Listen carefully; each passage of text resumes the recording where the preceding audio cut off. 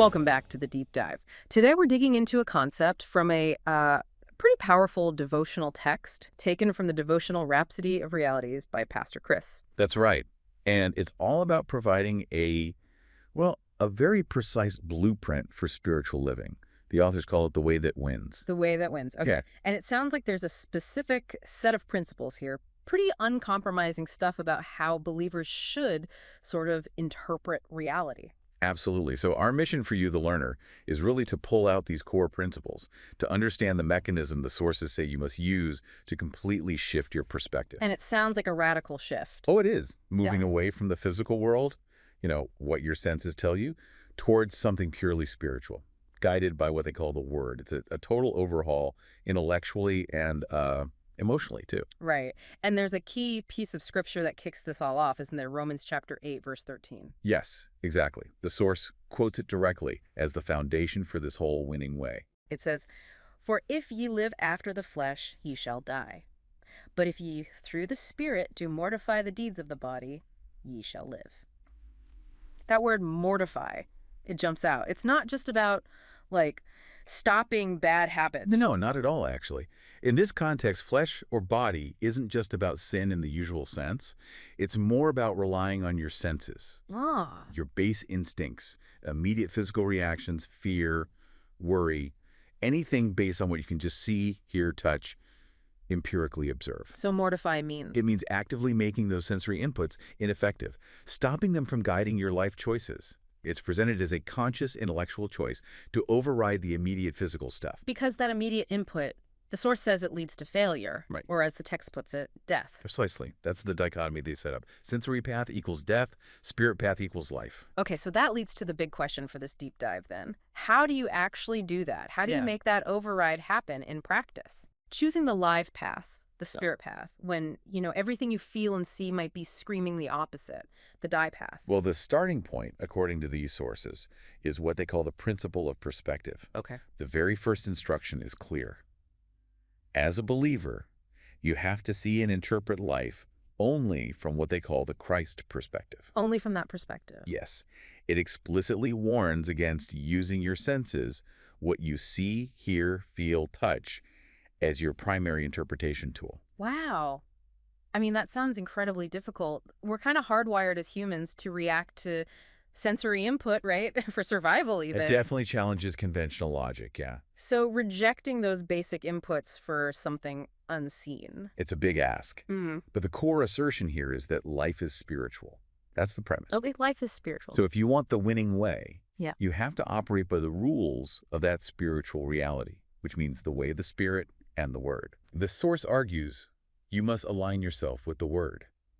And crucially, you have to discard reliance on assumptions, or what they call the theories of men. So relying on senses is like using the wrong operating system. Is that a fair analogy? That's a great way to put it, actually. Trying to run sophisticated software, the spiritual life on outdated hardware, which is just sense knowledge. Okay. That creates some friction then. It's not just senses versus spirit, but maybe stability, the word versus instability, like the shifting theories of men or sense knowledge. Exactly. That's the contrast they draw. And those theories of men are pretty broad. What kind of things are we talking about? Practical examples. Well, it could be cultural assumptions, about success, like thinking financial security is the ultimate goal, no matter how you get it. Mm-hmm. Or it could be really personal assumptions, immediate feelings of lack or fear about the future or anxieties about illness based on how you feel right now. Things based on temporary conditions. Right? All perceived realities based on shifting sands. And the source claims these always fall short because they just aren't consistent with what it calls the established provisions of the gospel of Jesus Christ. Okay, so anchoring in the word.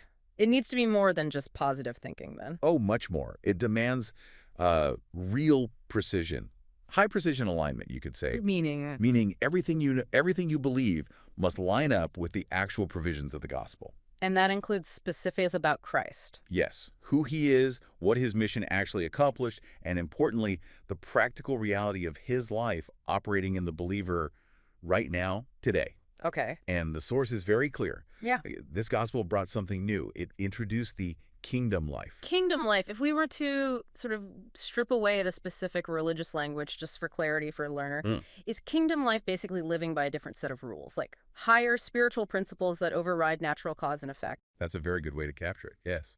It's a life defined by grace, by pre-existing provisions, not by what you earn through effort or how you react immediately. A higher life, they call it. A higher life. And this is key. These principles are meant to be illogical to our normal way of thinking, to sense knowledge. They're meant to be illogical. That's what the source repeatedly says. They completely baffle sense knowledge. Okay, that distinction principle is designed to be illogical now. That's where it gets really interesting. And it is. Let's look at that relationship example they give. They bring up the Old Testament standard, right? Moses, an eye for an eye. Yep. Pure reciprocity. Balanced accountability based on observable actions and consequences. That's sense knowledge in action. Seems fair on one level. And it was fair and orderly for its time. But the source argues it operated on a lower plane. It managed the flesh through external rules. But Jesus introduced something different. Dramatically different, completely non-reciprocal. And we have the quote, Matthew 5.4. The specific command is, love your enemies, bless them that curse you, do good to them that hate you, and pray for them which despitefully use you and persecute you. Now think about that purely from sensory input. Someone curses you, hates you, persecutes you, you feel anger, injustice, hurt. Which your senses scream retaliate or defend or withdraw. Exactly. Loving them makes zero logical sense based on that input. So the source is saying, mortify that input, kill that reaction. Yes, override that basic human feeling and replace it with the spiritual action. Love, blessing, prayer. Okay, but this raises a big question, doesn't it, about sustainability? I mean, the source calls this the winning way, but operating without any reciprocity, it feels like a recipe for getting walked all over, personally, professionally. That's the natural reaction, absolutely. So does the devotional explain how this seemingly impractical approach actually leads to winning, to victory? It does, and this is where the theological context becomes crucial. They point us back to John 1:17. Which says, The law came by Moses, but grace and truth came by Jesus Christ. okay, The argument is this. The law, eye for an eye, provided standards, justice. It managed behavior, but it didn't give the internal power to live above those basic tit-for-tat standards. so it was external management. Right. Grace and truth brought by Jesus introduced something internal, the actual life and nature of God into the believer. That's the source of the power for the winning way. So let me see if I'm getting this right, synthesizing their argument. The law wasn't wrong necessarily, but it was incomplete, insufficient for this higher kingdom life. Exactly. Spot on. And this new standard, love your enemies, it's only possible because the person is now operating from a different internal engine, basically, a higher nature. Precisely. That's the necessary component. Yeah. You're not just trying to obey a tough external rule with your own limited willpower. You're expressing a new character. You're expressing a new internal character that, according to the source, reflects God's nature, which is defined by unconditional love and, importantly, non-reaction to injury or offense. And that non-reaction, that's a practical example of mortifying the deeds of the body, the flesh. Exactly. You're choosing the spirit's response over the flesh's immediate sensory-driven reaction. Okay. Loving enemies is one thing, maybe abstract for some. But what about when this hits really close to home, our physical health and well-being? That's an area where we rely almost entirely on our senses, right? Pain is real. A doctor's diagnosis feels very real. This is definitely the ultimate testing ground for this perspective shift. And the sources draw a really sharp contrast here. Between what? Between the world's view, or the sensory view, which they say often may endorse fear, disease, and uncertainty. You feel a symptom, you see a diagnosis, you feel fear. That's the observable side. Okay, the sensory path again. But the gospel offers an alternative. An alternative assurance, yes. Yeah. And they cite a specific promise, 3 John 1:2. Right. Beloved, I wish above all things that thou mayest prosper and be in health, even as thy soul prospereth. So divine health is presented as the default, the expectation. That's the baseline provision, yes. And what's really striking is the prescribed action when that expectation seems to clash with physical reality when symptoms show up. What's the instruction? The instruction is crystal clear.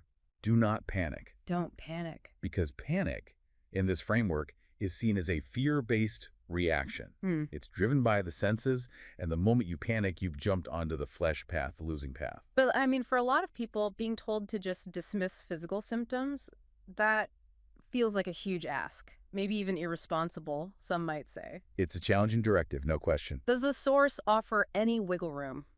Any point where you should rely on the physical reality? The sources are, frankly, pretty uncompromising on the spiritual mandate here. But the emphasis isn't really on ignoring reality, it's on how you interpret it. Interpret. Okay, so how? The suggested action is immediate and cognitive. You feel a symptom. Hmm. You're instructed to immediately look through the word, not just at the symptom. Look through the word. Yeah. The goal is to see the situation from the gospel perspective first. Hmm. That perspective, which, as we just saw, mandates that divine health is the believer's inheritance. So the physical symptom is acknowledged as input, but it's not allowed to be the deciding factor. It doesn't get the final say. Exactly. It's input, but it's not authoritative. It's not allowed to override the established spiritual truth found in the Word. So the moment a symptom appears, it's like you have to engage in an immediate mental battle, an intellectual choice. That's a good way to put it. A decisive intellectual battle. You actively choose to believe the promised health over the felt pain or the worrying diagnosis. And that is the ultimate practical application of Romans 8.32. Mortifying the deeds of the body, the sensory input, the fear through the spirit, through the word. Yes. If we pull it all together, this deep dive really shows the devotional laying out two completely different operating systems for life. Two systems. One is anchored in the physical world, immediate feelings, eye for an eye justice. That's the path of the senses. And the Force says it leads to limitation, struggle, or death. And the other. The other is anchored in grace, non-reciprocity, pre-established divine realities like health and provision. That's the path of the Spirit, and that's defined as victory, as the way that wins. And the difference comes down to that moment of choice, where you place your trust, your primary focus. Exactly. Where you place your primary allegiance on the seen or the unseen word. So, tying this all back to the start for you, the listener, the way that wins, the spiritual life described here, it's achieved by consciously, actively overriding, mortifying the impulses and interpretations that come just from your body, your senses. Right. Through the Spirit. And it demands interpreting everything, relationships, how the world works, even your own health, through the single lens of the word, of the gospel's provision. Yeah, the synthesis is really that this system asks the believer to essentially refuse to let the natural world dictate their reality. Refuse its influence. Refuse its primary influence, yes, in favor of an internal spiritual truth held onto by faith. And that active refusal, that choice, that is the work. Which leads us to a final thought for you to chew on. Something provocative, maybe. We've talked about these principles that are designed, as the source says, to completely baffle sense knowledge. Mm-hmm. So think about a decision you're facing right now, this week. Maybe it's a worry about money, maybe a difficult relationship at work or home, maybe just a stubborn negative habit. Something concrete. Yes. If you were to consciously apply this higher principles view first, the love your enemy view, the non-reciprocal view, the guaranteed provision and health view, instead of just reacting based on your immediate feelings or observations, what specific action, what thought, what response would you be forced to change right now? That's the challenge. Something to really mull over as you consider whether this framework holds water in your own experience. For more information on how you can grow spiritually using Rhapsody of Realities, please visit our website, www.rhapsodyofrealities.org, or you can also visit rin.rhapsodyofrealities.org/salvation. Thank you.